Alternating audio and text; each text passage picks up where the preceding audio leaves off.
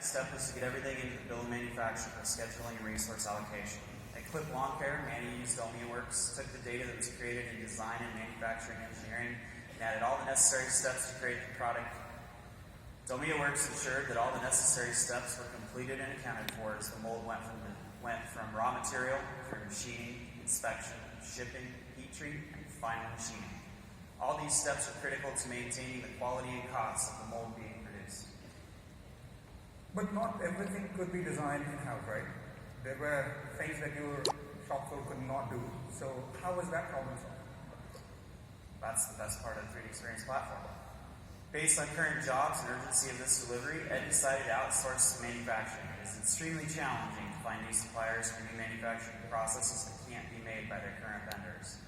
The problem is solved using the 3D Experience platform. Ed uploaded his model to make online service, selected a supplier, and got his quote back immediately.